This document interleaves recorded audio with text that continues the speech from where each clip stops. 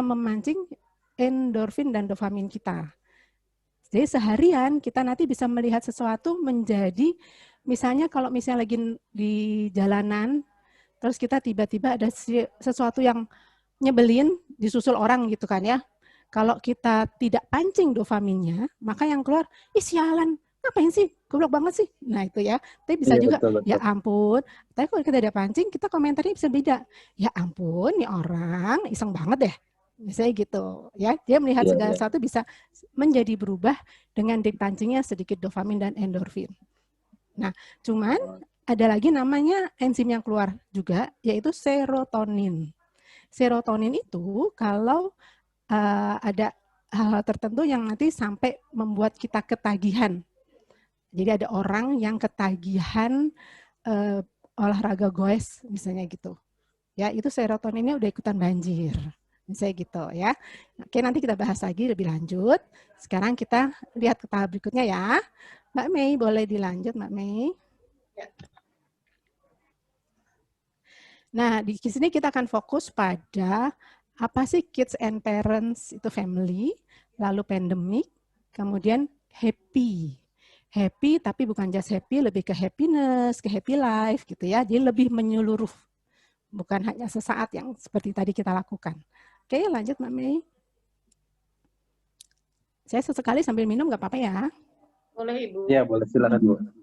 Sebentar, ini kok agak macet. Sebentar. Jadi pertama, mulailah setiap pagi hari dengan tersenyum. Kita sambil ngaca, mulai dengan senyum. Even kita lagi sebel gitu ya. Sebelumnya Bu Mai. Oke, ini nggak apa-apa deh. Sebelumnya dikit ada Mbak Mei. Ini Ibu, yang ini? Ya, betul. Di atasnya Bu, sebelum. Ini kelebihan kali.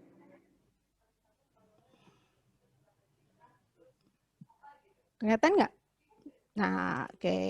Ya, ini satu lagi ya, ini benar family and parents. Family and parents. Family and parents di sini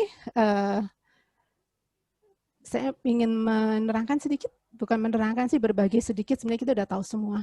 Bahwa family itu adalah tempat pertama seorang anak memperhatikan lingkungannya. Ya, dan juga jangan lupa kita sebagai orang tua adalah model pertama dari anak-anak. Jadi bagaimana anak-anak ke depan dia akan melihat dulu lingkungannya, mengobservasi, kemudian dia juga akan mencari role modelnya, gitu ya. Role model utama yang terdekat adalah orang tua atau siapapun yang ada di dekatnya dia yang dewasa. Oke, jadi hati-hati, kita juga akan turut membentuk kebahagiaan anak di dalam family. Silahkan lanjut, Mbak Mei. Kelewat ini ya. Oke. Sebelumnya Bu. This one setelah ini sudah langsung. Oke, nggak apa-apa. Ya benar yang tadi Mbak Mei. Boleh. Ya. Nah, di sini family dan kita fokus dulu ke family itu kan ada dari isinya ada bayi. Saya nggak tahu di sini kan macam-macam ya, ada yang punya anak bayi, mungkin ada yang punya remaja gitu kan ya. Kalau saya sendiri atau kita sendiri udah sampai level dewasa, ada yang dewasa awal dan sebagainya. Jadi saya mau cukup jelas nggak ya? Jelas ya. Ini suka sendiri soalnya. Kalau nggak jelas tolong diinfo ya. Ya, baik. Oke. Jadi saya mau nerangin dulu bahwa di setiap tahapan kita itu yang punya bayi, yang punya balita, ataupun dulu kita di masa bayi, ternyata kita punya tugas-tugas perkembangan yang akan membuat kita lebih bahagia bila tugas-tugas ini terselesaikan. Seperti kayak tugas kantor. Tugas kantor itu kalau belum selesai jadi beban ya. Kalau udah selesai, kita bahagia. Kira-kira gitu persamaannya. Dan namanya tugas pasti ada effortnya, ada usahanya membuat kita lelah. Tapi kalau bisa kita lewati, bisa terjalani, maka worth it banget. Sekarang di bayi itu tugas perkembangannya memperoleh dan menjalin afeksi dari tokoh orang tua. Ya, gimana caranya dia bisa menjalin afeksi dengan tokoh orang tua? Maka kita lihat bayi itu kan lucu-lucu banget ya. Jadi whatever kita pengen meluk dia, pengen nyium dia, pengen nyayang dia, pengen muji dia, aduh cantik banget, senyumnya gitu kan. Nah itu adalah bagian dari kita memberi afeksi ke mereka. Mereka sudah ditakdirkan untuk begitu imut banget sehingga terjadilah afeksi, gitu ya. Tokoh orang tua itu bisa orang tua kita, maksudnya kita sendiri, boleh kakek neneknya, boleh siapapun, whatever yang orang tua. Kemudian balita. Balita itu tugas perkembangannya adalah eksplorasi. Jadi kalau punya balita, itu pasti harus lari-lari, pasti berantakin, pasti bertanya-tanya, nanya melulu, karena dia memang eksplorasi, dia jadi haus akan informasi, gitu ya. Dan rumah kita berantakan. Tapi kalau rumah kita ada anak balitan berantakan, itu benar. Itu wajar tuh. Tapi kalau kita punya balita, terus rumahnya rapi, itu aneh. Something wrong deh. Gitu ya. Jadi biarin rumah kita berantakan di saat punya balita. Karena memang tugas dia adalah eksplorasi. Dan toilet training. Kita mulai mengajarkan ke kamar mandi. Kalau itu terpenuhi, kita naik ke tahapan berikutnya, yaitu anak-anak. Tugasnya di sini adalah belajar dan pembentukan disiplin. Belajar itu memang tugasnya anak-anak usia sekolah dari 5 tahun sampai 20 tahun. 5 tahun sampai 12 tahun itu adalah belajar. Ya, jadi kita nggak usah ragu untuk menyiapkan berbagai sarana, berbagai pelatihan untuk mereka belajar dan ada disiplin. Gitu ya, tapi diingat semuanya harus ada formulanya. No pain, no shame, no blame. Tidak boleh menyakiti, tidak boleh membuat mereka malu, dan tidak boleh menyalahkan. Itu kuncinya. Begitu dalam disiplin, begitu juga dalam belajar. Tapi harus dibentuk. Kemudian ke remaja. Ke remaja, tugas mereka adalah membina relasi sosial. Membina relasi sosial artinya mereka mulai berteman di luar keluarga. Nggak harus banyak, tapi mulai ada teman-teman lain. Banyak juga boleh, nggak banyak juga nggak apa-apa. Tergantung karakter orang, gitu ya. Nah, membina relasi sosial jadi nggak aneh kalau kita punya remaja, hobinya main, mulai ngobrolnya sama temen, nggak sama mamanya lagi, lebih milih teman-temannya daripada pergi sama kita, gitu ya. Itu sesuatu yang wajar. Oke, sekarang selanjutnya dewasa awal. Dewasa awal itu masa-masa usia setelah remaja, berarti 18 tahun sampai sekitar 30 tahun. Tugas utamanya adalah mereka sudah harus punya tanggung jawab. Bisa bertanggung jawab pada dirinya maupun lingkungan terdekatnya dengan orang tuanya. Mulai bertanggung jawab menolong ayahnya, menolong ibunya, bertanggung jawab pada rumahnya gitu ya, turut bertanggung jawab dengan mobilnya, motornya, nggak cuma make tapi harus bisa ngurusin motornya gitu. Kemudian dewasa madya itu usianya sekitar 30 sampai 55 tahun. Itu dia tugas perkembangannya adalah membina karir, membina masyarakat, membina rumah tangga. Namanya membina itu pakai usaha yang cukup berat gitu ya. Kemudian setelah itu dewasa akhir, kita memperkuat afeksi dengan pasangan. Kenapa memperkuat afeksi dengan pasangan? Karena pasangan pada masa ini sudah mulai menurun secara fisik, gitu ya. Perannya juga mulai menurun, yang tadinya kerja di kantor, jadi senior, udah mulai menghadapi masa pensiun dini, gitu kan ya. Atau ada juga pensiun beneran, gitu. Itu dewasa akhir. Kemudian ke usia lanjut yaitu penyesuaian terhadap perubahan-perubahan mental. Oke, Mbak Mei lanjut boleh. Halo Mbak Mei. Agak lama ini bergeraknya sebentar. Oh gitu. Oke, jadi saya sampai cerita bahwa kalau kita di dewasa akhir itu udah kita berubah gitu ya.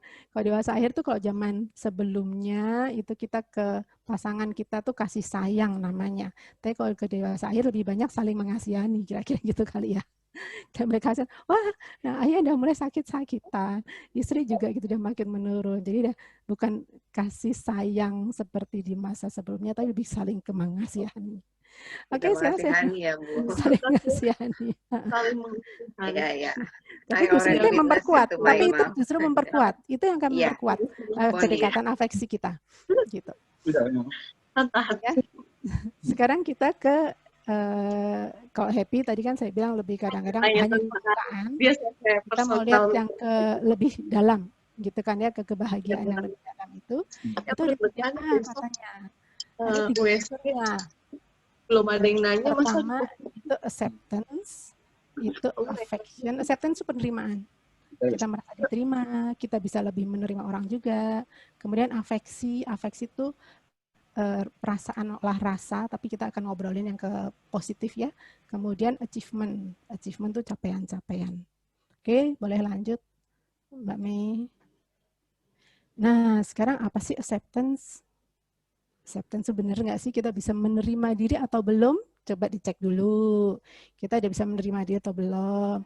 Jadi acceptance yang pertama itu kepuasan hidup atau kebahagiaan yang diperoleh seseorang dengan menikmati pengalaman-pengalamannya di setiap rentang kehidupannya. Gitu. Ingat-ingat, lucu ya zaman gue kecil tuh gue manjat-manjat pohon deh, seru banget gitu misalnya. Ya ampun, itu ada pohon itu mama dulu suka naik-naik loh. Bahagia tuh, kita kecil bahagia. Yang kita ingat yang bahagia. Remaja, kita ingatnya apa lagi? Remaja, gue kemarin main loh, cerita tentang main-mainnya kita. Jadi ada di setiap masa kita bisa menikmati, ada rentang-rentang kehidupan yang membahagiakan kita dan bisa kita, memori kita masih begitu ingat itu masih, wah seru ya gitu. Ada kebahagiaan-kebahagiaan yang muncul di setiap rentang kehidupan. Kemudian dia juga bersyukur dan bisa syukurnya itu lebih tulus. Tulus itu tidak membanding-bandingkan dengan orang lain. Nah, kita juga punya kewajiban untuk melatih anak-anak kita gimana bersyukur, tapi nggak usah banding-bandingin dengan orang lain. Nggak usah juga bandingin dengan situasi yang berbeda. Hati-hati loh, gitu. Ya, kita bandingin tuh misalnya gini, bersyukur loh kamu tuh bisa makan, di Ethiopia tuh nggak bisa makan. Susah orang makannya, misalnya gitu. Kamu bersyukur loh masih punya bapak ibu, itu si Danu nggak punya ayah, kasihan deh dia. Kamu bersyukur loh papanya masih bisa cari duit, nggak jadi tukang gojek, misalnya gitu kan ya. Itu kita nggak bisa bilang, nggak boleh kita bandingkan kayak gitu. Karena kita tidak pernah tahu dengan dunia yang penuh berubah dengan cepat. Kalau yang namanya bersyukur adalah punya bapak ibu, terus tiba-tiba mohon maaf, ada situasi COVID kah, pandemi yang simsalabim, kena penyakit gitu ya. Terus si anak langsung berhenti dia bersyukur. Yang menghambat keberhasilan gue dalam hidup adalah ayahku meninggal di saat saya umur 8 tahun, apa di saat saya umur 12 tahun gitu ya. Karena ya udah, karena selalu ditekankan pada anak-anak kita bahwa kita bersyukur kalau ada bapak ibunya. Kita bersyukur karena papanya masih bekerja. Kita nggak pernah tahu kondisi akan berubah dengan cepat. Jadi tidak boleh membanding-bandingkan ke anak. Kita bersyukur dengan bandingin orang lain. Gitu. Jadi kita mensyukuri, enak deh hari ini kita makan tempe, tempenya mama enak loh, yuk makan yuk. Nah itu bersyukur. Gitu. Kamu pinter ya hari ini, kamu tadi malam belajar dapat 7, jago deh. Jangan loh kamu 7, tadi si Intan bisa dapat 8, si Miki 9, kenapa? Kamu pasti ada yang nggak teliti deh. Nah itu bandingin. Gitu ya, jadi berlatih bersyukur untuk tidak membanding-bandingkan dengan banyak hal. Oke Mbak Mei, boleh lanjut. Sekarang kita mau ngomongin afeksi. Tadi acceptance ya, kan ada 3. Acceptance, afeksi, dan achievement. Sekarang afeksi itu apa sih gitu kan ya. Afeksi yang saya maksud di sini lebih ke afeksi emosi yang hal-hal yang lebih positif seperti love, compassion, simpati, empati, friendship gitu kan ya. Gimana kita menerima dan memberi kasih sayang. Utamanya itu. Gimana memberi kasih sayang ke anak-anak kita, memberi kasih sayang ke suami kita, memberi kasih sayang ke asisten kita. Kita tunjukkan kita sayang dong ke bos kita, kayak gitu misalnya. Ya, jadi gimana kita memberi kasih sayang ke ikan, boleh ke kucing gitu juga ya. Nah, nanti dengan kita memberi pasti akan ada sesuatu yang kita terima balik. Itu yaitu perasaan subjective feeling yang meliputi yang ini tadi. Friendship, persahabatan, pertemanan juga ya. Oke, boleh lanjut Mbak Mei. Nah, sekarang saya mau berbagi cerita tentang achievement. Achievement saya temukan salah satunya di konsep-konsepnya Abraham Maslow. Karena di sini banyak teman-teman yang juga pengajar ya. Jadi saya yakin kita pernah baca apa itu achievement. Buat yang kebetulan belum kenal si Pak Maslow, ayo kita lihat ya si Pak Maslow bilang apa. Pak Maslow ini bilang bahwa orang itu bergerak, orang itu berperilaku berdasarkan need-nya. Need utamanya menguasai dia apa? Need utamanya. Nah, need utama dimulai dari yang paling bawah. Need utama dimulai misalnya pertama kali adalah need fisiologi. Kebutuhan memenuhi kebutuhan fisik. Makan, minum, tidur gitu ya. Terus safety need. Safety need itu rasa aman, rumah, pakaian, uang, nilai bagus biar nggak dimarahin mama, itu safety need, perasaan-perasaan aman. Saya ulang sedikit ke fisiologi. Jadi kalau ada orang yang kerjanya, apalagi sama pandemi nih, kerjanya cuma bangun tidur, kemudian makan, lalu dia nonton TV sebentar tidur lagi, gitu ya, hal-hal yang pleasure banget gitu. Nah itu dia hanya dikuasai oleh fisiologi need. Fisiologi need juga ada di semua makhluk hidup. Di semua makhluk hidup ada fisiologi need. Jadi kalau kita cuma kayak gitu, berarti kita hanya sampai selevel semua makhluk hidup yang lainnya. Belum jadi manusia kok saya bilang. Belum jadi real manusia. Kalau safety need tuh rasa aman. Rasa aman, kita punya rumah, misalnya gitu ya. Kita punya uang. Rasa aman, nilaiku bagus, nggak apa-apa nyontek, yang penting bagus. Mama nggak akan marahin kalau aku udah nilainya 9. Misalnya gitu. Yang penting gimana caranya dapat 9, gimana 10. Oke, kemudian social need di atasnya lagi. Di atasnya social need itu lebih ke ada kebutuhan menjalin relasi. Kebutuhan menjalin relasi itu gimana kita bergaul, berinteraksi, ngobrol, itu semua menjalin relasi. Di atasnya itu ada self-esteem, itu penghargaan. Nah, secara bertahap kita harus membawa anak kita ke rentang-rentang yang lebih advance dari ini, ya gitu ya, sampai ke penghargaan itu gimana caranya seorang anak bisa merasa dia berharga. Bukan hanya kita hargai, tapi dia juga ada harganya loh. Gimana cara ada harganya? Kita buat atau kita latih dia, emang dia punya harga. Gimana dia bisa membantu rumah, gimana dia bisa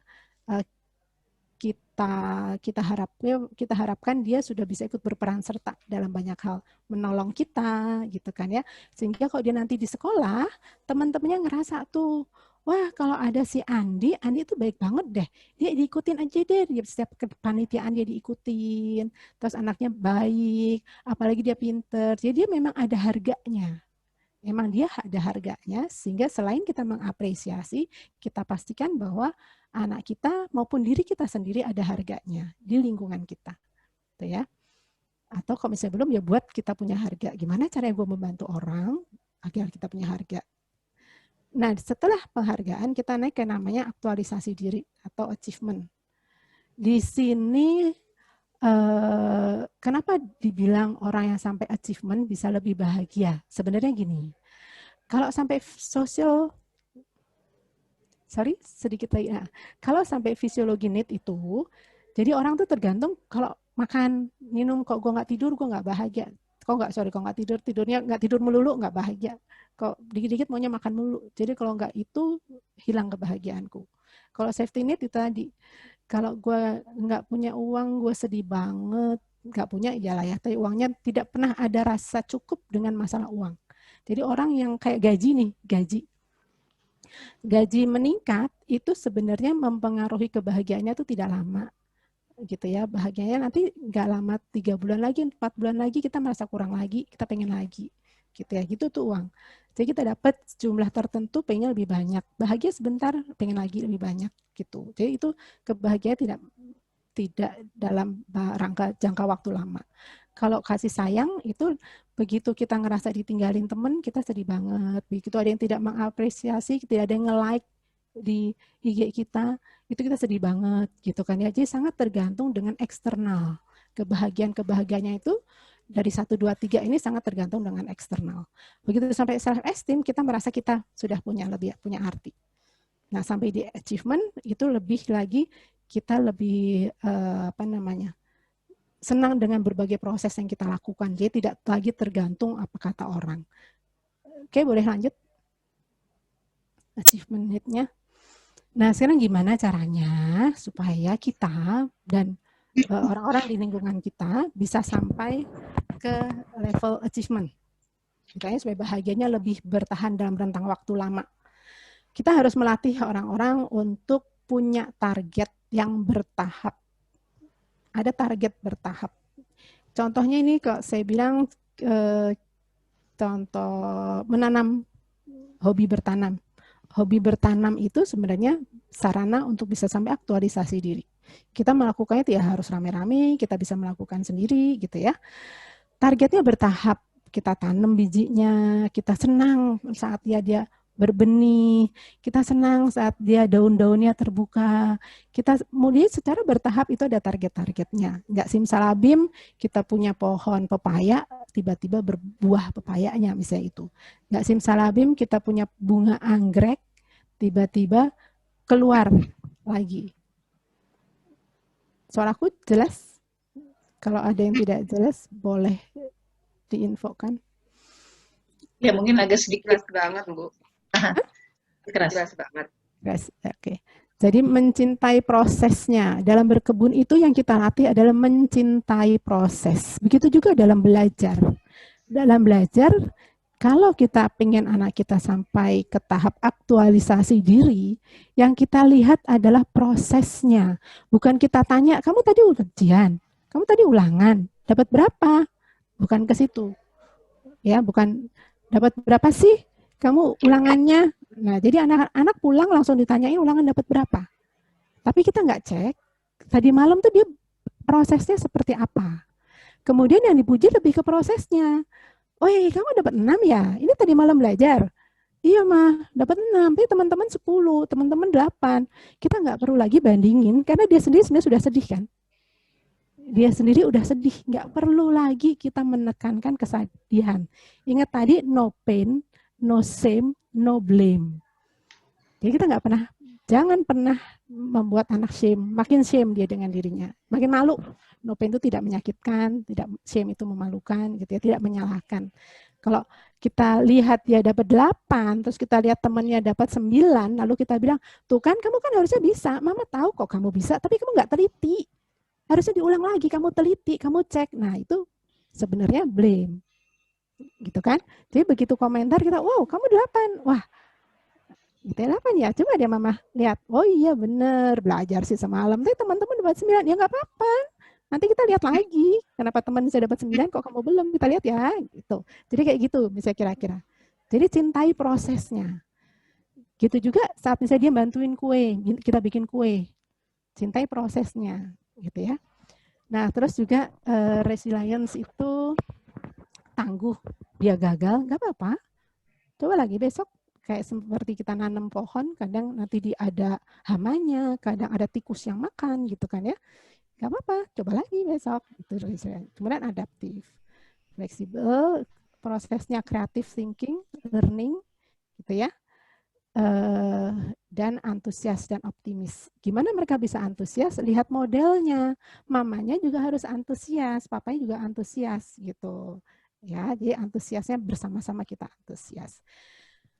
Oke, lanjut Mbak Mei, boleh. Nunggu sebentar. Sorry. Jadi tadi ya 3A-nya ada pertama kali ada acceptance, ada ini kah Bu? Ini atau sudah terlewat? Atau saya nggak buka punya saya sebentar. Oh iya oke. Sebentar saya. Benar ya berarti ini ya? Ya ini ya Bu ya. Motivasi. Iya betul. Nah ini Good. Saya sampai buka punya saya juga deh. Saya buka di HP-ku. Area. Ya Bu, pokoknya di bawahnya aja. Oke, jadi di sini kita bersama-sama sebenarnya saya mau bawa ke bahwa dalam tadi tuh masalah aktualisasi diri, mencapai target-target bertahap gitu ya. Itu juga nggak smooth-smooth aja. Memang tidak lancar-lancar aja. Dalam kehidupan semua manusia punya namanya target. Kita bangun tidur aja tuh kita punya target loh. Bangun tidur targetnya apa sih? Target tidur lagi? Apa target mau ke kamar mandi? Apa target aduh gue mau makan? Atau target ya ampun gue belum nyiapin masakan? Itu kan target. Tapi even ke kamar mandi, aduh mau kamar mandi. Tahu-tahu masuk kamar, lah ada orang di kamar mandi. Gitu. Yang di bawah kerannya lagi mati. Nah, itu kan hambatan. Adanya hambatan untuk mencapai target itu sebenarnya bikin frustrasi. Tanya mau ke kamar mandi atau mau nyiapin makanan, tohnya kompornya ngekleknya rendah gitu ya. Kayak gitu. Nah, jadi itu namanya blocking. Blocking itu bikin kita frustrasi, sebel kan? Ya ampun, kok begini sih orang gue udah mau cepet-cepet malah begini, gimana sih? Gitu kan nanti nyalahin Tuhan lagi. Allah nih gimana sih orang gue udah mau berangkat malah motornya mobilnya kempes. Padahal tadi bagus-bagus aja. Hujan lagi. Nah, itu kan sebel juga kita ya. Frustrasi. Frustrasi yang berketerusan, dia membuat stres. Gitu. Jadi stres itu kenapa sih? Jadi kalau stres itu ada frustrasi-frustrasi yang makin banyak dan tidak terselesaikan. Oke, Mbak Mei boleh lanjut?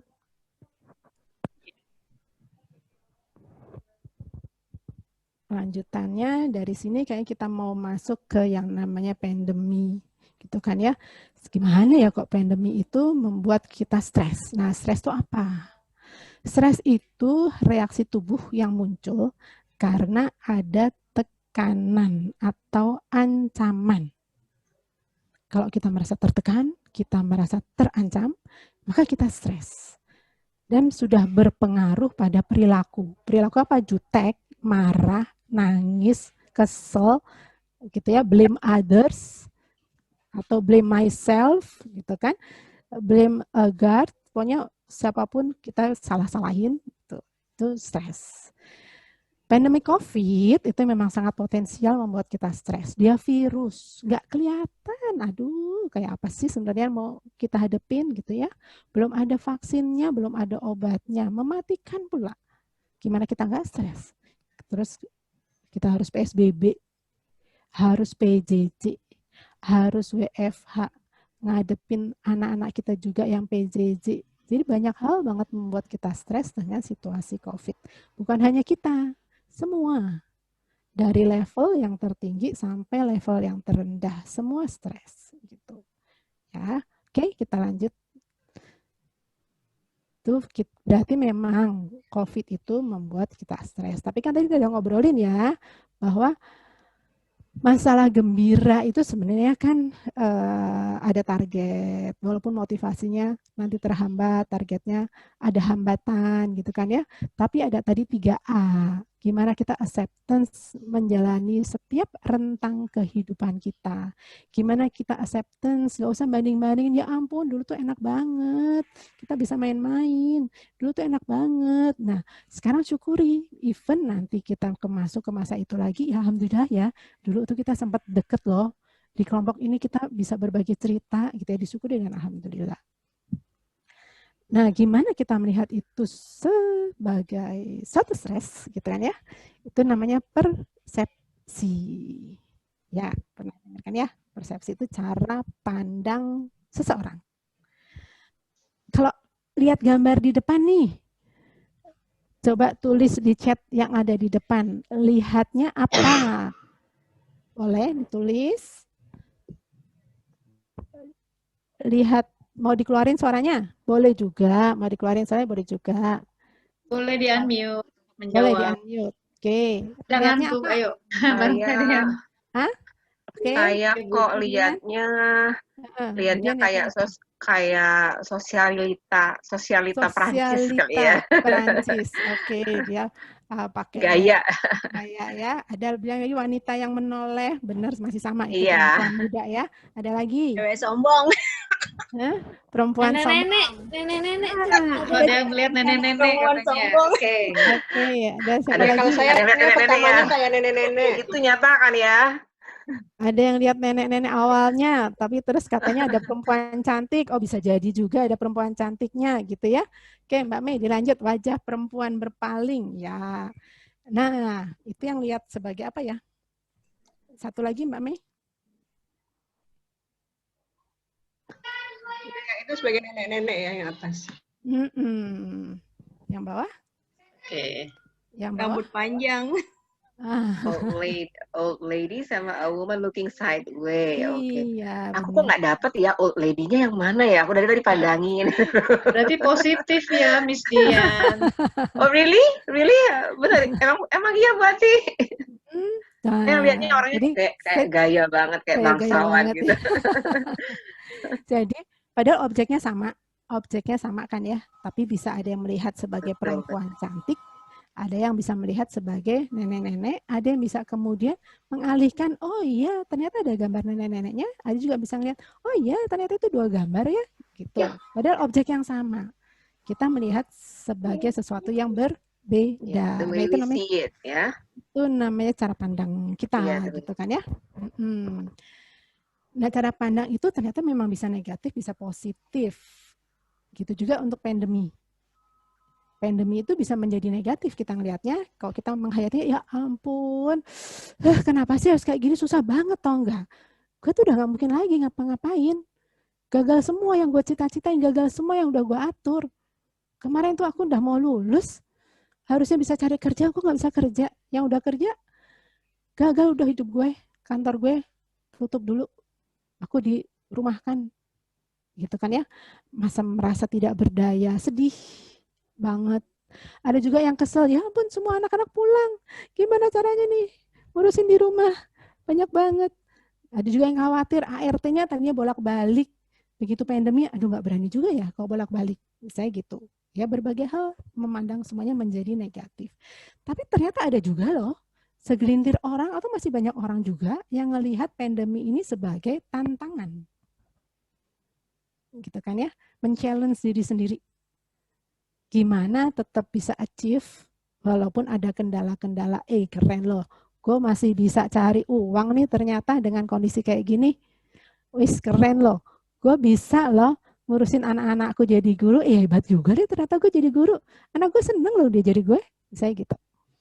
Jadi kok tadi yang negatif, kita ngadepin anak kok rewel, aduh mama pusing banget, papa stres gitu ya. Gak ada temen, nggak bisa main keluar, yang ada cuma main game melulu gitu kan. Itu bagian dari yang negatif. Tetapi kalau yang mau ter-challenge, itu bisa manajemen waktu justru. Gue kalau nggak dihadapin situasi kayak gini, gue nggak bisa ngatur waktu deh. Bagus juga ada situasi gini. Kalau nggak ada situasi gini, gue gaptek beneran deh. Ternyata gue bisa nih ngadepin, gitu kan ya. Membuat kita yang lebih giat belajar. Wah, nggak ada gurunya nih, berarti gue harus belajar beneran sendiri. Atau mamanya juga yang semangat, ya, semangat mengikuti les. Kalau ada les online, ikut aja deh mama, biar bisa ngerjain yang lain, kamu les aja ya, misalnya gitu. Ya, kamu dengerin tuh lesnya. Mama sekarang mau ngerjain yang lain. Belajar mamanya tadi pagi aja kan. Jadi itu juga bagian dari gimana melihat sesuatu menjadi lebih positif. Ada yang terus jadi berkebun, ada yang menjadi buka usaha online, dan ternyata usaha online-nya beneran maju, gitu kan ya. Itu cara pandang. Oke, boleh lanjut Mbak Mei. Ibu, mohon maaf 15 menit lagi waktunya. Oke, nggak apa-apa. Ya, nanti kita masuk ke QA ya Ibu ya.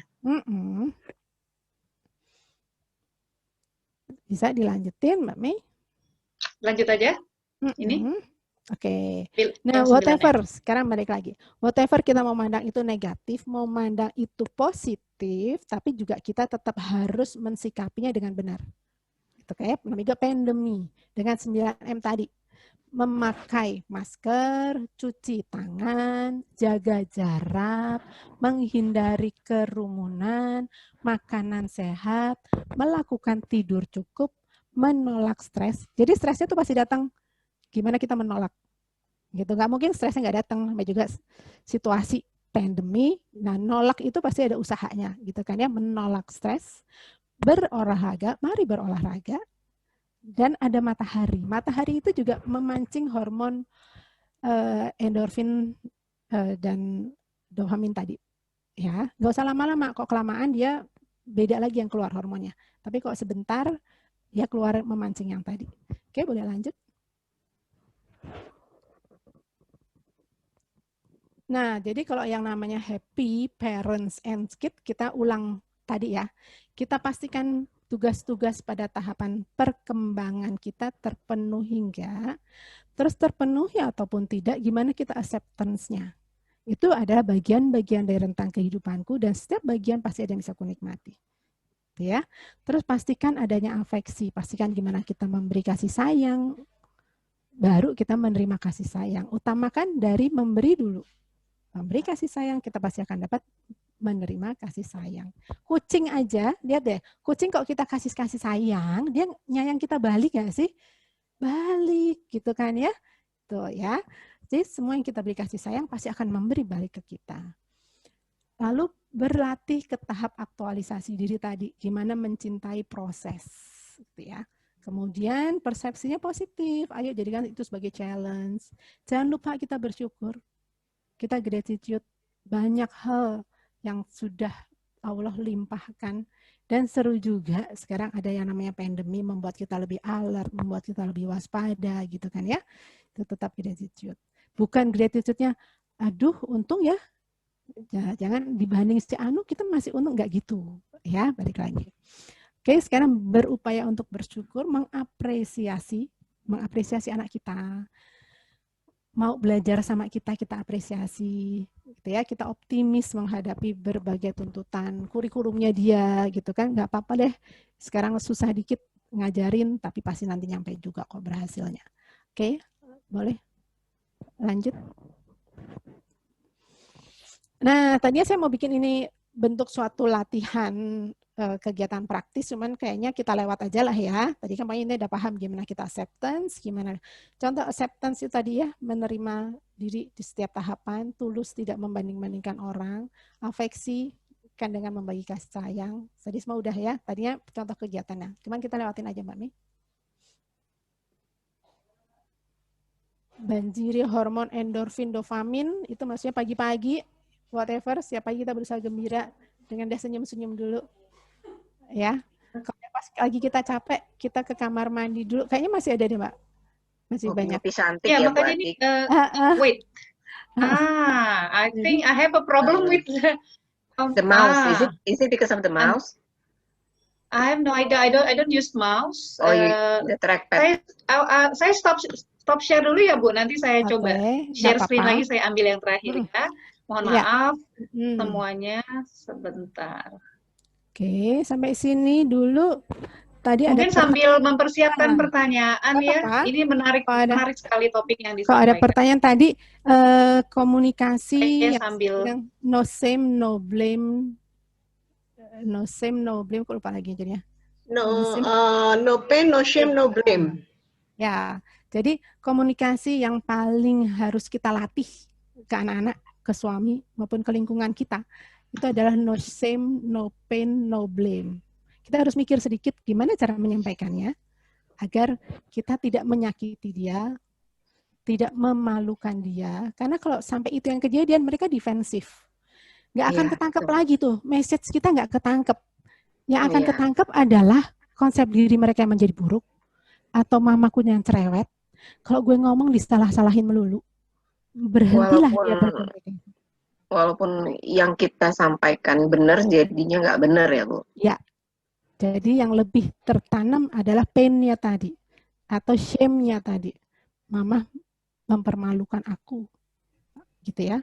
Atau blame, gue disalah-salahin melulu. Hati-hati juga dalam memberi nasihat. Karena memberi nasihat itu kadang-kadang kita pengen ngajarin dia lebih benar, tapi kita langsung bilang, lain kali kamu jangan gitu. Nah, itu udah blame. Gitu. Dan usahakan nada kita jangan tinggi, tahan nada kita di suara rendah.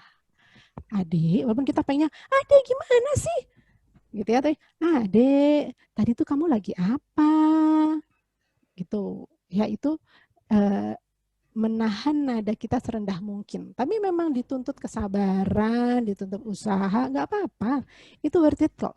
Itu namanya kita bisa memenangkan hati anak. Gimana kita memenangkan hati anak, itu kan ya? Sudah bisa terlihat slide-nya? Oke, sudah kelihatan. Ini sebelumnya adakah? Emang ini ya? Saya nggak tahu. Oke, ini ya. Ini setelah ini, selanjutnya ini. Oke. Nah, ini. Ya. Ya betul.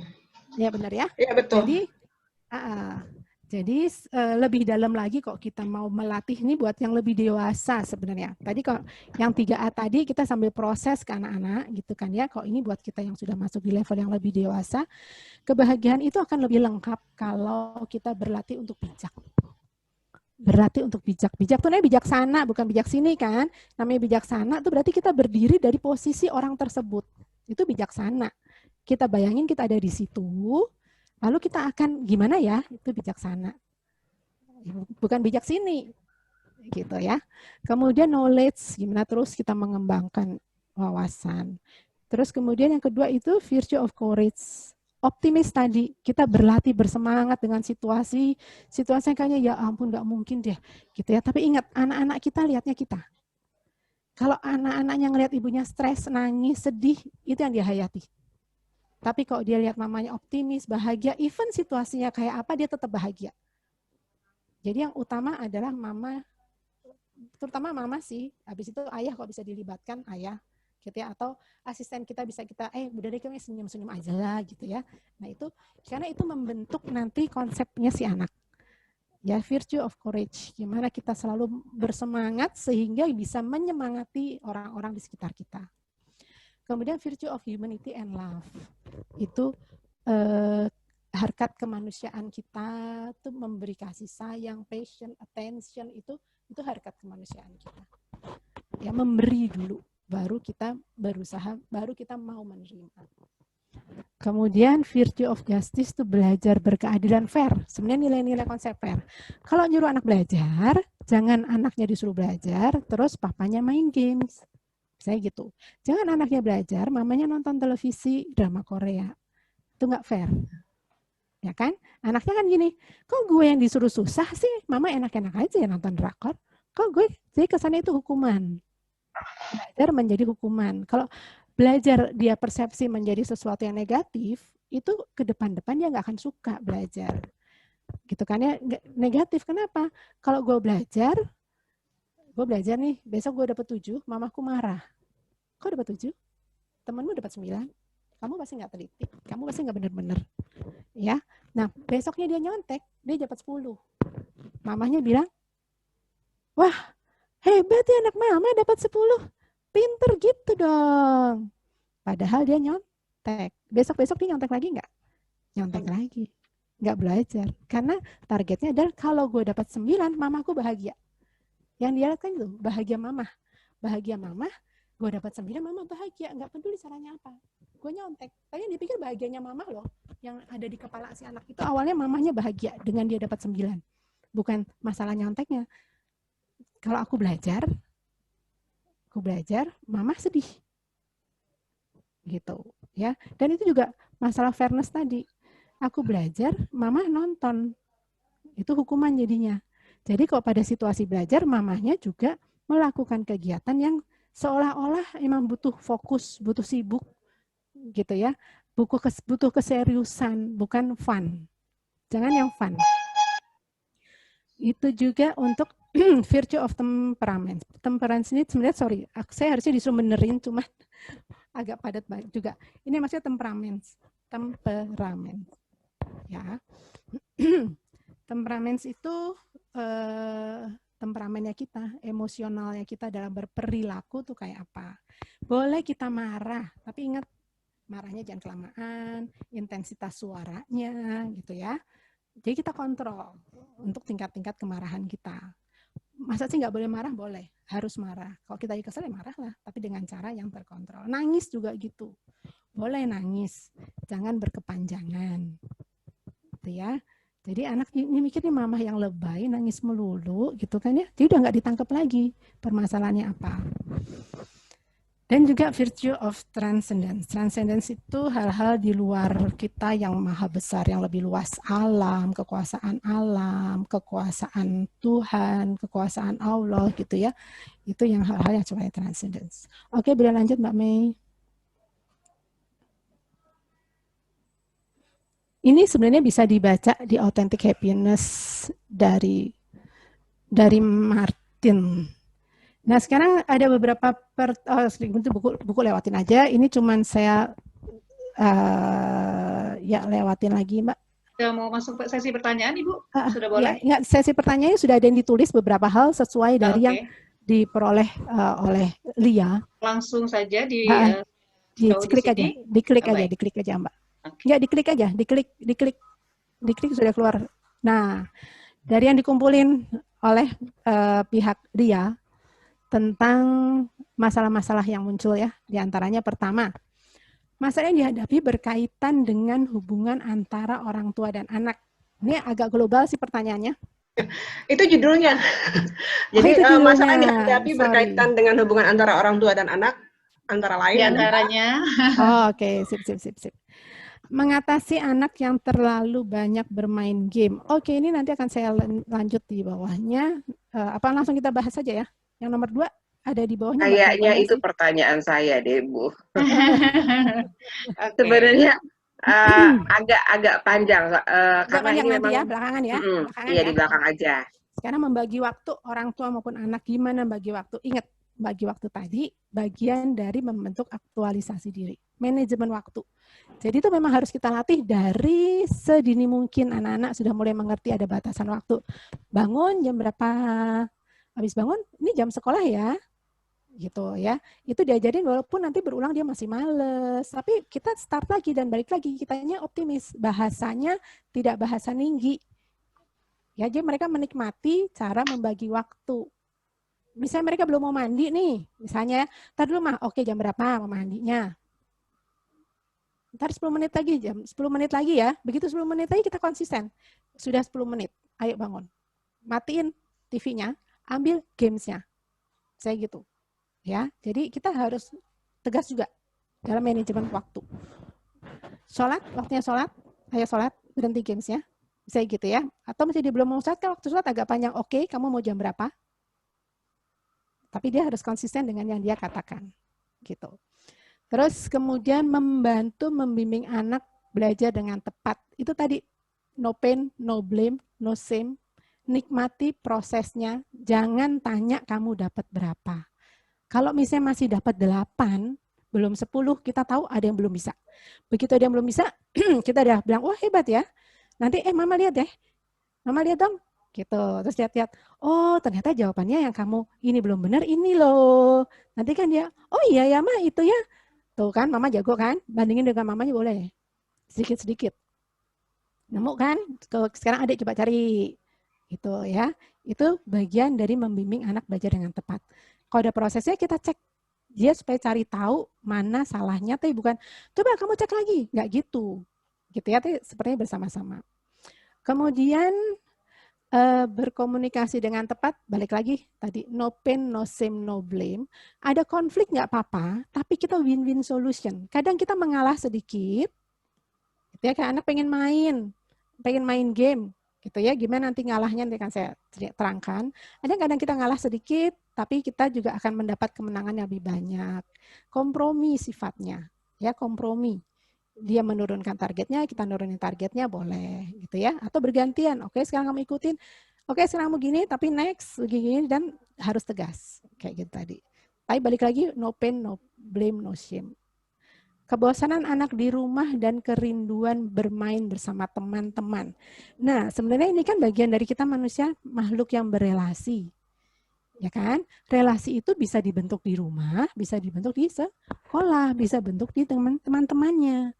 Sebenarnya ini saling melengkapi aja. Kalau kita nggak bisa kasih dia main dengan situasi kayak gini, ayo mamanya main basket sama anaknya, main bola, mamanya di luar. Udah yuk main sama mama. Pertama-tama belum menyenangkan, tapi lama-lama kan dia nggak ada pilihan lain. Nggak ada pilihan lain sehingga bisa menikmati itu, dan mamanya antusias, optimis. Gitu, kayak yang di TV itu loh, ada salah satu iklan lah yang mamanya lagi masak, terus anaknya, mama main yuk, main bajak laut. Tadinya mama bilangnya, ntar ya, gitu kan, ntar ya, tapi terus, oh iya ya, main sama anak dulu sebentar. Jadi buat relasi sosial itu belum bisa dengan teman, ayo si mama, ayo si papa, ayo si kakak, ayo si adik dibentuk gitu. Oke, sekarang kita lanjut ke berikutnya, mau ngobrolin yang games. Aku minum sebentar ya.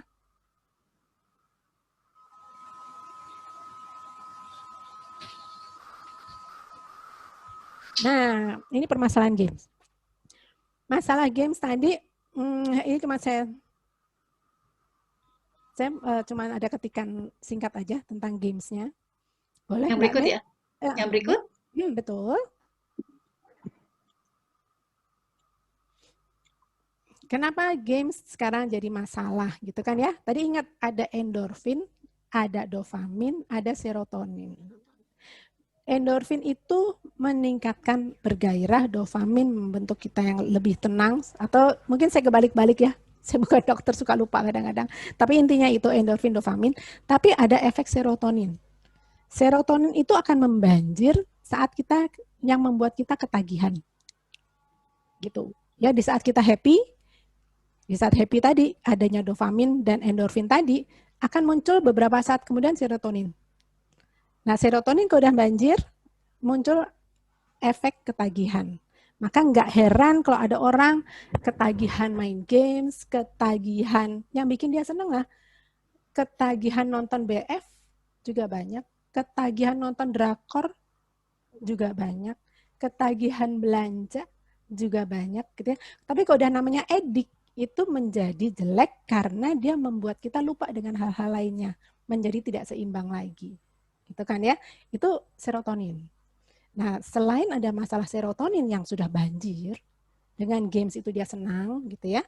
Tapi ternyata bahayanya games itu Dota terutama Mobile Legend ya. ML. Mobile Legend. Mobile Legend kan. Terus berbagai kegiatan-kegiatan itu yang nggak bisa selesai dalam waktu sejam 30 menit. Nggak bisa. Kan ya, nggak bisa. Itu tidak sinkron dengan irama otak. Bahayanya di situ. Jadi kalau kita di EEG, kelihatan tuh otak kita tuh sebenarnya punya irama. Ada listrik-listriknya tapi berirama. Gitu kan ya. Nah, begitu masuk games yang tadi membuat kita makin fokus, makin cepat, makin berambisi, makin antusias, itu makin cepat listriknya. Listrik yang cepat itu tumbuh tiba-tiba simsalabim di suatu tempat, twing, di luar yang biasanya. Atau yang tadinya ada iramanya menjadi tidak berirama. Gitu kan ya. Nah, efek listrik liar ini akan semakin besar bila makin lama main gamenya. Munculnya makin banyak. Dampak pertama yang akan kelihatan adalah tidak bisa berkonsentrasi. Karena efek listrik liarnya banyak. Jadi konsentrasi itu dibutuhkan dengan irama yang tepat di kepala. Gitu kan ya. Anak yang games, dia berkonsentrasi saat main games. Selesai games, listriknya tentang games tadi masih nyala. Masih nyala dia. Sehingga namanya ada listrik, gimana sih badan kita ada listrik, pengennya goyang-goyang kali ya. Sehingga banyak anak tuh goyang-goyang sekarang. Ya, tidak main game dia diem. Begitu saya main game, badannya goyang-goyang. Goyang-goyang, lalu kalau di kelas nih yang kelihatan banget, ada orang buka pintu, dia neok, kenapa? Ada temannya buka tempat pensil, dia neok, kenapa? Mamahnya lagi belajar nih, anaknya lagi belajar atau disuruh apa, kita buka pintu, dia pokoknya selalu distraktif dalam banyak hal. Dia nggak bisa konsentrasi, gitu kan? Sangat distractable dengan banyak hal. Kenapa? Karena listrik liarnya tadi. Dan dia nggak bisa diem. Itu kalau kena ke konsentrasi.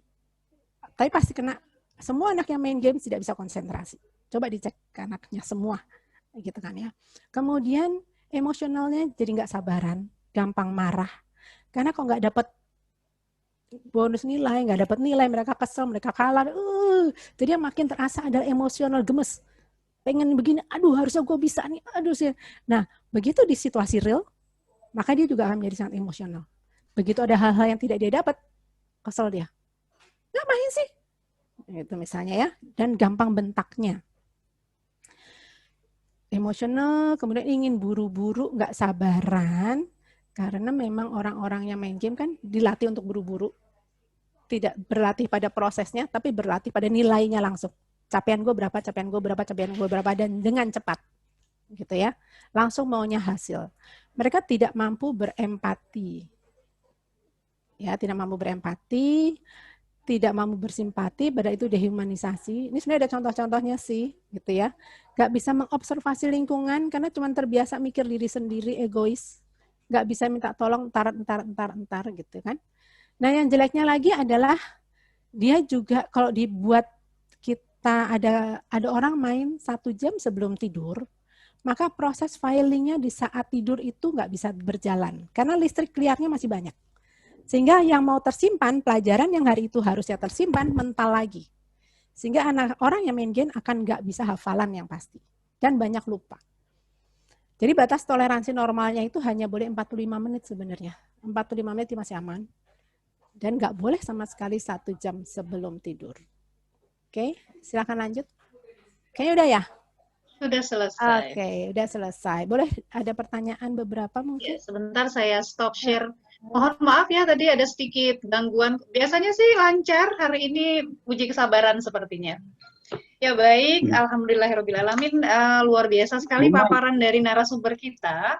Tapi kalau misalnya ada yang masih mau bertanya, silahkan boleh di-unmute saja. Langsung bertanya dengan Ibu Atik. Bisa, atau saya bacakan dulu yang di chat box ya. Saya bacakan di chat box dulu mungkin ya. Ya, saya bacakan pertama adalah, oh ini dari, sebentar saya scroll ke atas dulu. Oke, ini dari, mungkin dari Miss Rahmawati ya. Bagaimana mengubah mood dan karakter default dari komunikasi keluarga? Dari mana memulainya agar mood komunikasi berubah ceria dan lebih kondusif? Saya ditangkap Ibu pertanyaan. Langsung saya jawab ya. Langsung saya jawab ya. Pertama kali kalau kita mau berubah memang mancing dulu tadi endorfinnya. Pancing dulu endorfin kita, Bu. Kita lagi kesel, kita lagi apa gitu ya, kita masuk kamar mandi sebentar, kita gemes sebentar boleh gitu ya, atau kita cari kaca saat, terus nanti kita coba senyum-senyum depan kaca. Pancing tadi endorfinnya. Ya, kita pasang musik atau kita bersenandung lagu apapun. Lihat kebunku gitu, atau lagunya Krisya juga banyak yang menyenangkan gitu ya, kita nyanyi, pancing dulu endorfin yang muncul. Ini generasinya ya Bu. Dia emang ketahuan banget, tapi lagu Korea gue nggak tahu. Terus lagunya nanti ini Miss Amal Korea banget Bu itu. BTS. BTS. Oke. Jadi memancing dulu ya Bu ya. Mancing dulu, whatever. Kalau mau loncat-loncat dulu boleh, gitu ya, gerak-gerakin badan dulu boleh, gitu. Itu memancing endorfin. Memancing endorfin kita lebih on, whatever, pasti. Ya, udah lebih on, kita mulai mikir. Oke, kita mulai ngobrol nih, gitu kan ya. Tapi ingat ada no pain, no blame, no shame, dan nadanya kita turunin. Aduh Nak, tadi kok seru banget ya, kayaknya kamu tuh, ini daripada berantakan begini, kayaknya diapain ya rumahnya, gitu. Misalnya, saya berantakan ya, ini seru banget di rumah kita nih, kayak apa, gitu. Jadi nadanya kita turunin. Ya, itu cara berkomunikasi. Oke, lanjut selanjutnya. Miss Rahma, semoga jelas ya jawaban dari Ibu Atik. Pertanyaan berikutnya juga bagus ini dari Miss Amal. Bagaimana mengoreksi kekeliruan yang dilakukan oleh orang tua? Pengalaman sebelumnya orang tua yang usianya berada di atas 50 cenderung memilih defensif dibanding memiliki defensif tertinggi dibanding anak-anak. Ya, kalau kita ngobrol sama orang tua kita yang usianya sudah di atas 45, di atas 45 lah ya, nggak usah nunggu sampai 60.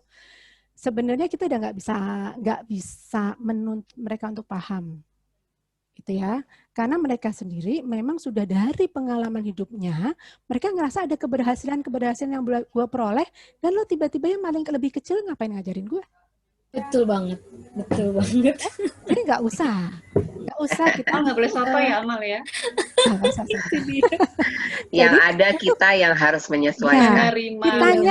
Kitanya yang dulu waktu saya masih seumurannya mungkin kayaknya saya lebih tua dari Miss Amal kali ya. Dulu seperti itu mikirnya kayak Miss Amal, tapi semakin kesini oke. Jadi memang itu sudah adjust.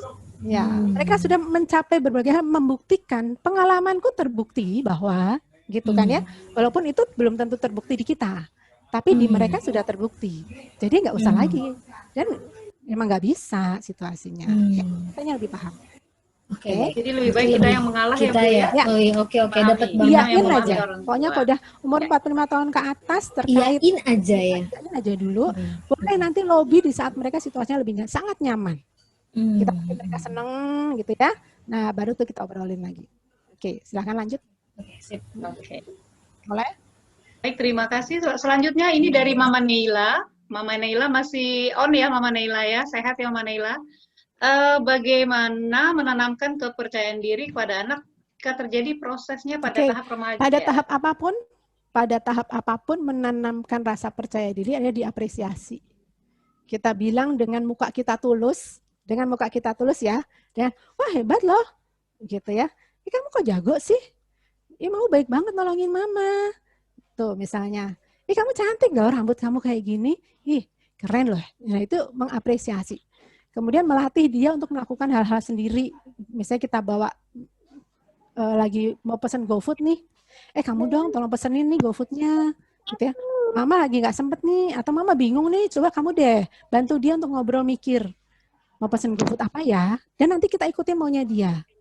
Oh iya benar itu bagus ya. Atau misalnya itu aneh banget, kita masukin dengan cara-cara yang semenarik mungkin sehingga bisa berubah dan langsung kita puji. Jadi mengikut sertakan dia dalam mengambil suatu keputusan untuk hal-hal yang ringan. Memilih baju, jangan mamanya yang milihin, tapi biarin anaknya yang memilih. Dan oh ya bagus juga nggak apa-apa. Gitu. Ya sejauh itu tidak terlalu prinsip banget. Oke lah, nggak apa-apa. Anak zaman sekarang memang beda juga ini dengan kita, misalnya kayak gitu. Ya ajak dia menentukan pilihan-pilihan dan pilihan dia langsung di-oke. Kita bisa, oh ya betul, oke benar. Ya bantu dia, ajak dia untuk menganalisa situasi. Kayak pesan yang GoFood tadi kan analisa sebenarnya, gitu ya. Oke. Jadi ini lebih ke membangun self confidence-nya ya Bu Ati. Ya, membangun self confidence-nya. Dan jangan bilang, jangan gitu, masa sih pakai baju, kita mau ke pertemuan keluarga baju kayak gitu gimana sih? Kayak nggak punya otak aja.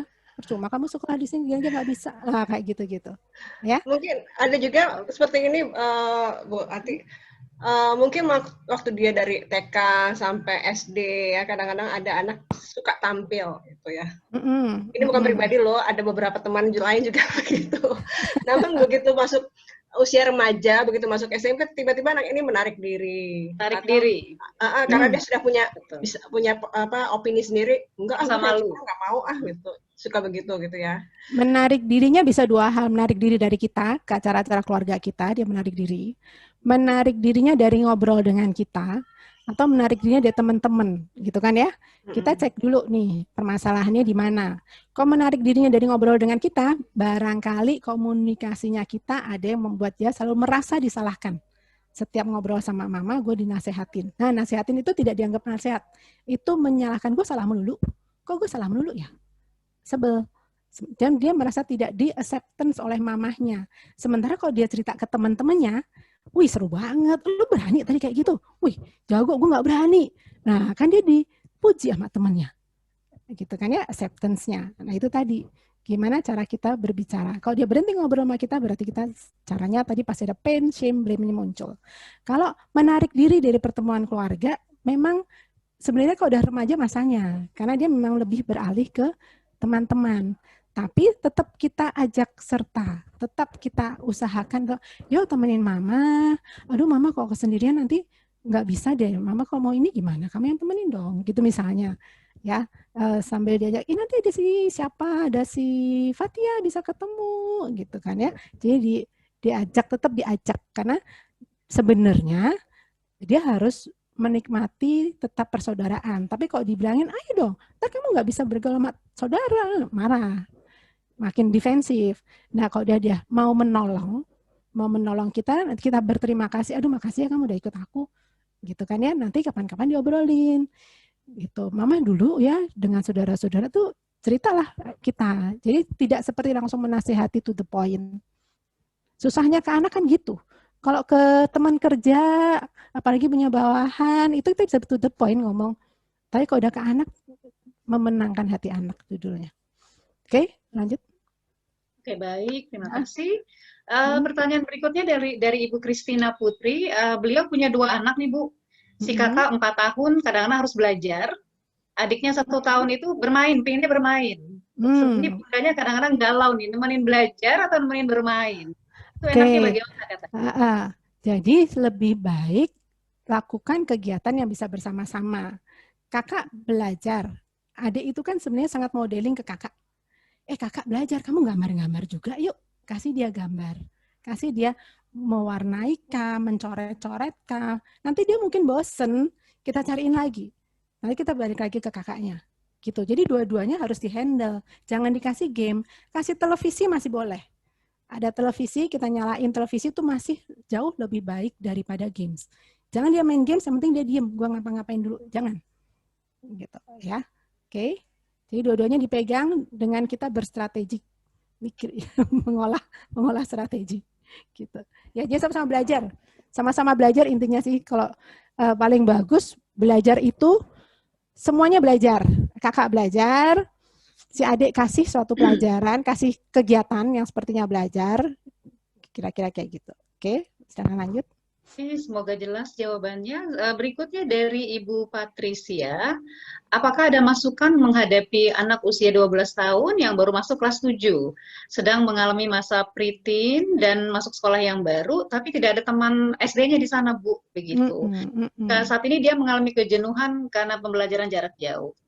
Sebelumnya anak ini adalah anak yang sangat eksploratif dan suka kegiatan di luar ruangan. Bagaimana kira-kira? Oke. Itu masalah banyak orang juga sebenarnya menghadapi, jadi ini baru masuk ke SMA tapi ngerasa nggak punya teman gitu kan ya, baru masuk ke SMP yang kayaknya seru nggak punya teman, masuk ke UI kayaknya seru banget lah nggak ada seru-serunya gitu kan ya, semua kan juga gitu, apa namanya, situasinya seperti itu. Jadi balik lagi, kalau untuk masih anak-anak tuh gampang banget gimana mamahnya antusias. Jangan juga, aduh kok kasihan ya, kamu baru masuk kok jadi malah kayak gini ya, nggak kenal semua orang. Atau kita ngobrol dengan, atau kita ngobrol dengan teman kita, iya ya zaman kita dulu masuk enak banget gitu misalnya. Jangan banding-bandingin yang kayak gitu di depan anaknya baru masuk, dia langsung sedih. Betapa sedihnya nasibku gitu kan. Gitu. Jadi balik lagi kitanya yang optimis, kitanya yang antusias ngadepin situasi apapun. Ajak mereka kegiatan di luar. Tadi kan matahari itu kalau nggak sampai sejam itu sangat memancing endorfin. Dia pasti akan terbangun tuh semangatnya. Kita ajak apa tuh namanya, pakai tali loncat-loncat tuh misalnya, skipping gitu kan ya. Atau kita ajak berkebun sebentar, nyiram-nyiram bunga, whatever, keluarlah sesaat di pagi hari itu. Gitu ya, nah itu menolong banget. Balik lagi senyum-senyumnya, mamanya harus bersenyum-senyum. Oke. Baik, pertanyaan terakhir mungkin ya Bu ya. Ini dari... Hari ini udah banyak daging. Bentar, pertanyaan terakhir dari Bapak Pujiono. Sepertinya saya kenal ini. Bagaimana menanamkan disiplin pada anak yang sudah dewasa, yang tidak berkembang pada masa anak-anak, kedisiplinannya. Gitu. Dewasanya, kalau mengubah orang intinya sampai umur 28 tahun itu sebenarnya masih amat sangat mungkin. Tapi kalau di atas 28 tahun dan 30 itu lebih butuh effort yang kuat. Di atas 40 tahun itu udah hampir tidak mungkin gitu ya.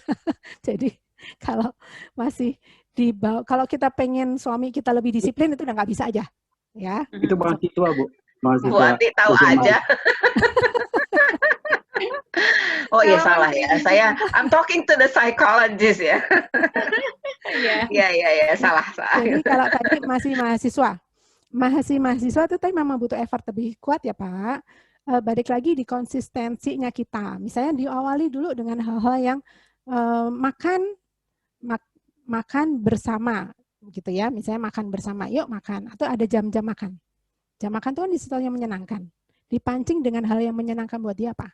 Misalnya makan yuk, waktunya makan nih, gitu. Yuk temenin papa, atau misalnya nggak mau sama bapaknya, kamu makan deh, udah jam segini perutmu, misalnya gitu ya. Itu baru disiplin untuk menjaga dirinya untuk tidak kelaparan, misalnya gitu kan, untuk lebih sehat.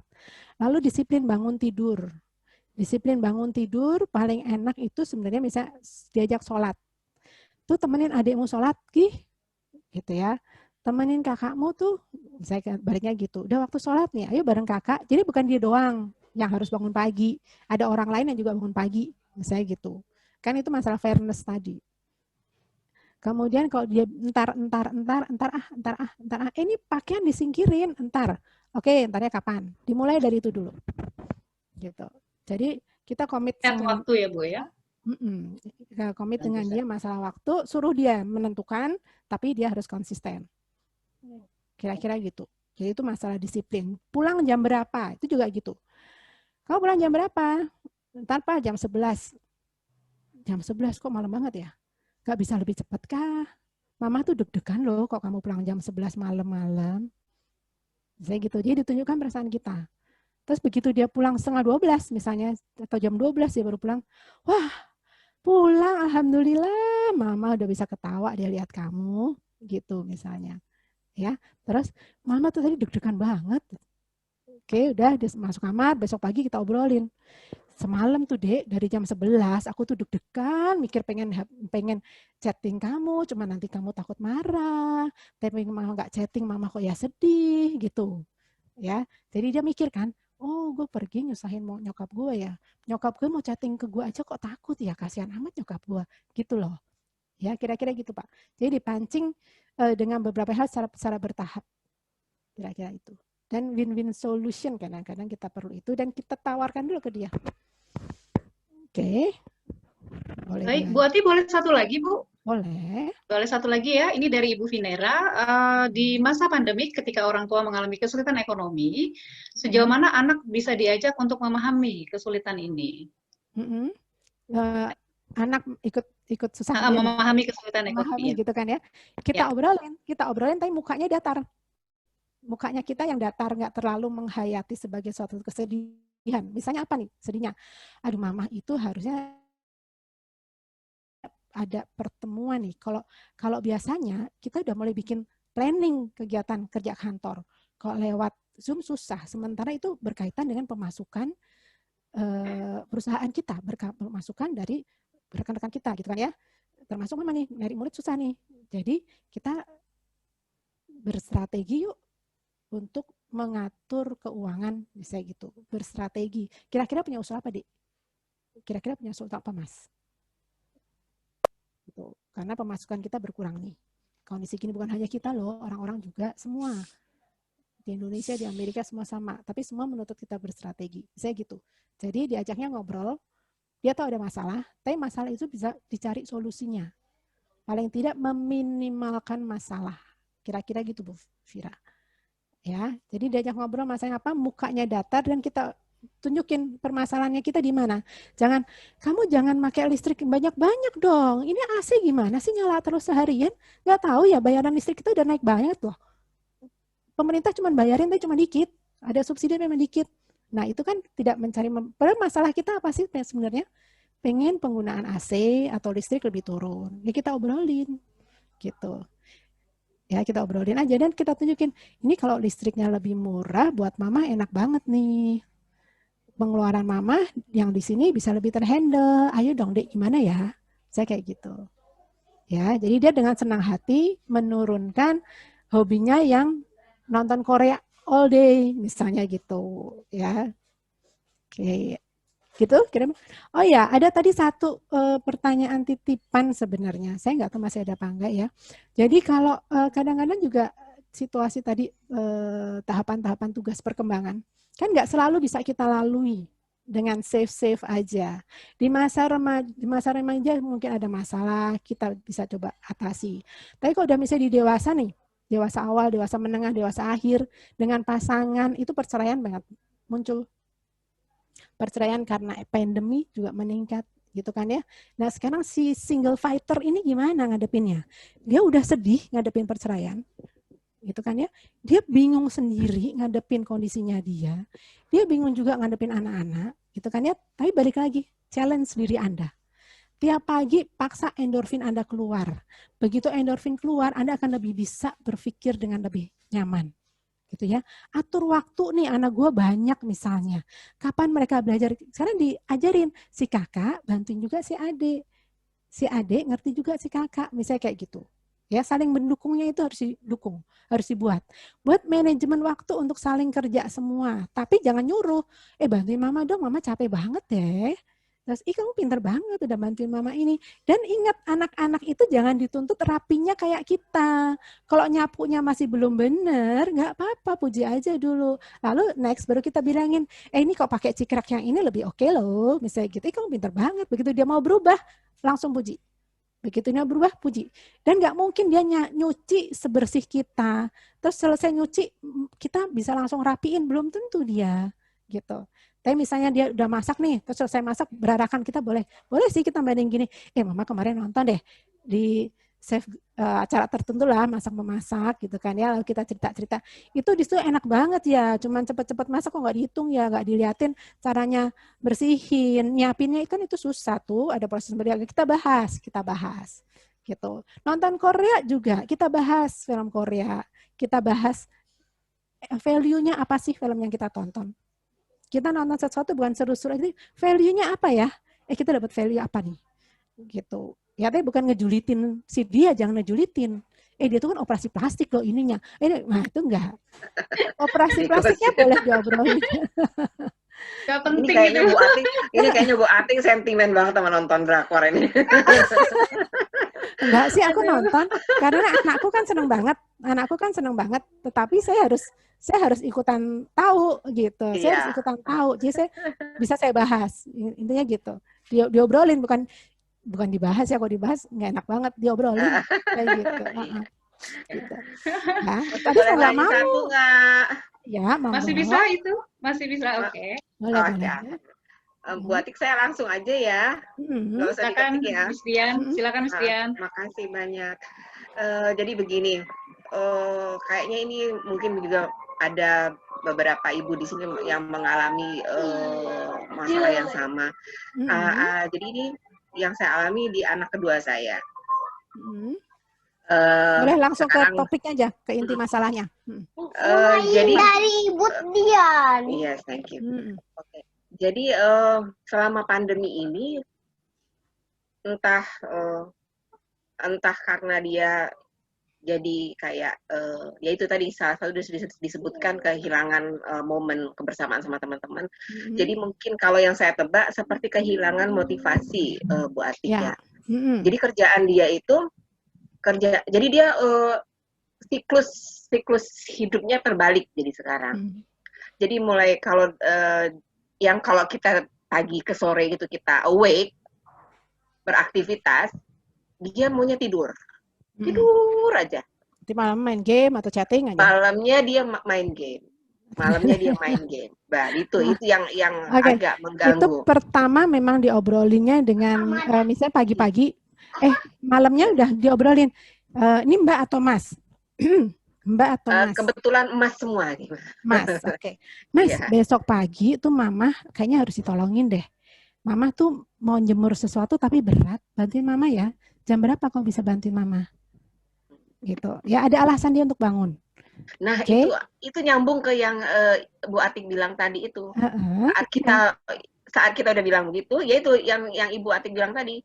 Tar sampai sejam saya tunggu ntarnya itu. Jadi kalau udah ntar jangan ntarin aja jam berapa. Aduh Mama nggak bisa nunggu kelamaan deh, tolong dong Mama kerja juga banyak gitu. Jam berapa Mas? Nanti kan dia akan sebut jam, akan sebut waktu. Begitu sebut waktu, Mas udah jam segini yuk sekarang. Gitu online-nya stop dulu. Gitu. Mama butuh banget nih. Jadi kitanya yang pura-pura minta dikasihani. Untuk banyak kegiatan, untuk mancing anak laki apalagi, kita yang minta dikasihani. Kalau untuk anak perempuan juga nggak apa-apa. Gitu. Kita bantuin Mama dong ya, say. Bentar ya, nanti Mama nggak bisa deh. Ini whatever. Dia paling gampang kita pura-pura minta kasih lagi dulu. Jadi kayak, jadi yang bisa saya itu artinya memang dari sayanya juga harus itu ya Bu Atik. Dan nadanya tidak sebenarnya tinggi. Nadanya tidak tinggi Bu. Nadanya itu dia yang agak susah. Nadanya tinggi. Harus dilatih terus ya benar. Nadanya turun nih. Aduh, gue harus nurunin. Makanya pas kita mau nurunin nadanya, kita mau marah nih, masuk lihat kaca dulu. Siapa sih muka kita kalau marah, gitu kan ya? Lihat kaca dulu. Gitu. Ya ampun, muka gue udah jutek kayak gini. Kan itu yang dilihat anak kita. Tarik senyumnya dulu, keluar dek, tolong dong, gitu. Ya setiap kali mau marah ya, berubah, nggak apa-apa. Ntar kan mereka, Mama apa sih kalau bayi begitu? Nggak apa-apa, Mama lagi terapi nih, latihan, gitu.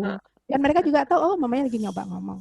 Biar bisa ngobrol dengan kamu lebih enak, gitu ya, nggak apa-apa. Jadi itu untuk merubah dia. Paksa dia bangun pagi untuk hal-hal tertentu. Jangan sholat, sholat nggak mau. Jadi dia sholat subuh, Bu. Sholat terus tidur dia lagi sholat kan? subuh. Iya. Setelah Nanti itu dia tidur lagi. Atau at kira-kira least dia udah, nak nanti cuci piring ya. Iya. Sudah sholat subuh, dia cuci piring, tidur lagi dia sampai kalau nggak dibangunin dia nggak bangun. Kalau sudah bisa mengikuti beberapa ada kegiatan yang dia bisa bangun pagi, kan habis subuh tidur lagi. Nanti sebelum tidur dibilang, Mas, nanti mama minta tolong yang ini ya, Mas. Pasti kesel, tapi nggak apa-apa. Dia pasti akan bangun. Kalau anak cowok pasti akan menolong mamanya. Dengan cara yang baik ngomong, pasti betul ya. sekali. Ya, jadi biarin dia bangun. Bangun tak mukanya jutek gitu, tetap aduh makasih Oh ya. ya, satu lagi Bu Ati. Kecenderungan dia, iya, masalahnya ini agak aneh ya kalau menurut saya. Kalau saya tuh memang sudah waktunya bangun ya bangun. Saya agak heran sama anak yang kedua saya ini. Kenapa dia itu tahan banget tidur lama itu loh. Bisa tidur lama itu. Tapi iya memang begitu karena dia nggak, kalau bangun toh gue nggak ngapain juga gue bangun. Ya kan? Memang juga nggak ada tugas penugasan buat dia. Iya, betul. Karena dari sekolahnya juga. Karena dari sekolahnya juga bikin target, tapi pelan-pelan nanti dulu, bertahap ya. Intinya dia bangun pagi mau ngikutin kita, nanti habis itu tuh ada lagi bikin target. Mamanya bikin target. Oh, dia udah mau bangun nih. Nanti gue apa lagi ya? Nanti suruh bangun apa lagi ya? Gitu-gitu loh. Ya pelan-pelan. Sehingga dia merasakan kenikmatannya berinteraksi dengan mamanya, nolongin mamanya. Nanti pelan-pelan nolongin adiknya. Adik dibantu ini deh, Mas. Kamu pinter deh. Saya kayak gitu. Ya, jadi dia merasakan kenikmatan bersosialisasi tidak hanya dengan teman, tapi bertahap. Oke? Oke. Iya, terima kasih banyak Bu Ati. Baik, seru-seru sekali ya ini perbincangan kita. Kalau diteruskan mungkin bisa sampai malam nih Bu Ati. Bisa ini nanti selesai ini. Iya, materinya sangat menarik, pertanyaannya juga sangat banyak. Tadi ada satu usulan dari... Dan kondisinya juga memang mendukung Mbak Mai. Iya, betul ya. Kondisi ini kan memang sangat mendatangkan masalah ke siapapun ya. Mulai dari anaknya sampai masalah-masalah yang ke update orang sekarang tuanya. ya, tapi banyak orang tua ya. Tapi saya tanya dulu. Dari yang kita obrolin hari ini, paling tidak kita tahu kan gimana memancing sedikit kesenangan itu, gitu kan ya. Kita juga mulai tahu membangkitkan kebahagiaan yang lebih fulfillment itu yang seperti apa. Betul. Tadi ada acceptance, affection, itu kan ya, achievement, itu bentuk. Acceptance, affection, apalagi perception. Suaranya kecil. Oke. No pain, no shame, no blame. No pain, no shame, no blame. Oke. Makasih banyak. Baik, ini menarik sekali semua pertanyaannya sebenarnya sudah terjawab. Tadi ada satu usulan, katanya kalau memang memungkinkan ada webinar terkait sex education buat anak dan remaja. Boleh, itu juga penting juga sangat challenging ya untuk dibahas ya Bu Ati ya. Boleh. Nanti bisa dibuat lagi ya Miss Bu Fira. Bu Fira ya. Ini sangat ada follow up-nya Bu Fira. Ada follow up-nya seminar-seminar berikutnya. Karena ini penting banget untuk membekali kita sebagai orang tua ya Bu ya, agar bisa menjalankannya dengan lebih tepat gitu ya. Sex education dari tahapan-tahapan perkembangan tadi memang ada loh sampai ke masa kita. Gitu ya, kira-kira. Terutama sekarang ini kan anak-anak udah pinter gadgetnya, bisa kemana-mana larinya. Nah iya, dan kita udah tidak bisa membuka password lagi. Ya dulu SD sampai SMP masih bisa saya nego sama anak-anak that I have to know you cannot use the password. Okay, you cannot use the password because I have to check it. Kalau ke anak remaja, udah privasi dong. Oke. Benar. Memang iya, kita harus hargai itu. Ke remaja, oke, tapi ke suami jangan ya. Oh, enggak. Suami kita harus tahu password. Tapi kalau tahu boleh juga kan Bu ya? Kalau saling tahu juga boleh kan? Boleh, boleh. Tapi kan katanya berdosa Bu Ati. Kalau pada situasi kan saling tahu. Iya, kalau saya saling tahu. Kan saling tahu. Tidak ada rahasia di antara kita. Iya, Mbak Mai. Pokoknya lagu deh. Nggak ada sembunyi-sembunyian. Kita alhamdulillah terbuka. Baik, mungkin nanti kita mau ada sesi foto dulu ya, Miss Diah ya. Udah kayaknya tadi ya? Sekali lagi, udah. Boleh nih sekali lagi ya. Sekali lagi mohon dibuka video. Iya, kita buka dulu videonya dan kita ada sesi foto untuk kenang-kenangan. Ini ibu-ibu hebat semua, pertanyaannya banyak sekali. Kalau yang mungkin ada pertanyaan lanjutan, boleh kontak Bu Ati kan? Lewat Lia aja, nanti dikirim ke saya.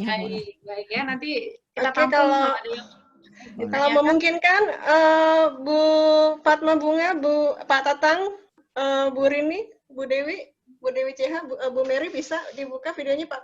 Oh, Pak Pujian sudah. Mbak Rini nih belum dibuka dari tadi. Oke. Mbak Rini dasteran ya. Oh iya, makasih Bu Dian Mila. Udah? Pak Puji dan Miss Yum selalu bersama tuh. Iya. Cici ya. Dekat ya. Pas waktu itu baru lihat. Pak Gandanya nggak ada ya? Udah belum nih Pak Dedi? Aku kangen loh Ya, Pak Dedi. oh ya, frame pertama ya, mungkin Pak Dedi nanti di frame yang kedua ada. 1, 2, 3. Oh, Pak Tatang baru on. Oke, frame yang kedua. Saya boleh sekali lagi. Yang kedua, oke. Bu Yanti bisa buka nggak Bu Yanti, Bu Elin? Bu Dewi CH? Oke. 1, 2, 3. Oke, demikian sesi fotonya. Mudah-mudahan akan saya share di grup. Ya. Kalau tidak sore ini, besok pagi mungkin ya. Ya. Saya Bu Mai, mungkin bisa di... Baik, mungkin sebelum kita tutup pertemuan kita sore ini, saya garis bawahi beberapa hal penting ya dari perbincangan kita tadi, baik paparan dari narasumber maupun pertanyaan-pertanyaan yang diajukan. Pertama, yang terpenting adalah bahwa kita semuanya harus memancing hormon pemicu kegembiraan dengan sesuatu yang positif ya. Yang paling mudah itu adalah tersenyum. Jadi perbanyaklah tersenyum. Kalau memang sulit tersenyum, latihan terus ya, karena senyum itu hal yang paling mudah sebenarnya, dan itu akan jadi obat buat diri kita. Kemudian yang kedua adalah ya betul, bahwa keluarga adalah tempat pertama anak melihat lingkungan.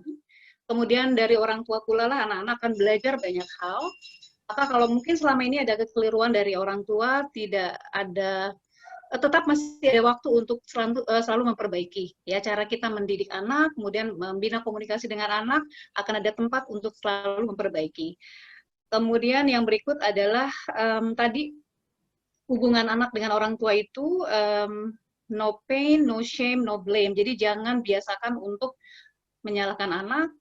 Kemudian jangan biasakan untuk membuat anak malu dengan statement-statement kita mungkin ya, yang tanpa sadar kadang-kadang kita keluarkan dari lisan kita gitu ya. Kalau itu menyakiti anak, mungkin dia akan semakin menjauh dari kita nantinya. Bahwa esensi kebahagiaan itu ada di penerimaan, kasih sayang ya, dan pencapaian. Maka orang tua juga harus bisa membantu untuk menciptakan kondisi tersebut agar anak bisa menerima itu semua dengan sangat baik. Lalu bersyukur itu juga hal yang sangat penting untuk selalu kita bisa lakukan, karena dengan bersyukur maka kita akan bahagia. Jadi jangan nunggu bahagia dulu, tapi bersyukur dulu, nanti kita akan bahagia. Kemudian tadi yang terkait dengan kegelisahan orang tua ketika bermain game ya, anak-anaknya tadi Ibu Ati sudah sangat gamblang menjelaskan bahwa maksimal waktu main game itu adalah 45 menit. Karena udah di atas itu nanti akan ada perubahan-perubahan yang tidak kita harapkan dari anak gitu ya. Tadi berat listrik katanya kalau misalnya nyala terus gitu ya, dia mungkin akan terganggu gitu untuk bisa fokus ke hal-hal yang lain. Jadi sekali lagi kita pasti punya cara yang lebih bijak dari sekarang ya, setelah tadi mendengarkan paparan, untuk bisa mengkomunikasikan apapun dengan anak kita sehingga mereka menerima itu dengan senang hati, dengan lapang. Ya orang tua pun mungkin harus terus belajar dan tidak malu mengakui kesalahan ketika memang kita melakukan kekeliruan selama kita mendidik ya, begitu. Lalu tadi kalau untuk anak yang ada orang tua yang mungkin anaknya ada yang harus belajar dan bermain, ternyata dua-duanya bisa dilakukan secara bersamaan. Waktunya bermain maka semuanya boleh bermain, waktunya belajar maka harus diciptakan kondisi belajar ya. Jadi inti dari semua ini adalah mungkin kita harus membangun komunikasi yang lebih kondusif, kemudian menciptakan lingkungan keluarga yang penuh kasih sayang, menerima anak dengan segala kelebihan dan kekurangan, dan terus belajar untuk menjadi orang tua yang lebih baik. Mungkin itu saja yang saya bisa simpulkan. Terima kasih banyak atas kehadiran semuanya. Semoga bermanfaat. Kalau ada salah-salah kata, saya mohon maaf, termasuk tadi ada sedikit gangguan teknis ya. Insya Allah nanti kita bertemu lagi dengan topik-topik yang lebih menarik untuk bisa membekali kita untuk menjadi orang tua yang lebih keren lagi lah gitu ya. Untuk Ibu Ati, terima kasih banyak Ibu. Saya juga dapat banyak ilmu dari Ibu. Kita tutup pertemuan hari ini dengan mengucapkan wassalamualaikum warahmatullahi wabarakatuh. Waalaikumsalam warahmatullahi wabarakatuh. Terima kasih semuanya. Terima kasih Bu Ati. Terima kasih semuanya. Terima kasih Lian Cikoko. Dan para Mbak Mira, semuanya. terima kasih. Ya, Ya, terima kasih. boleh Insya Allah lihat kita ada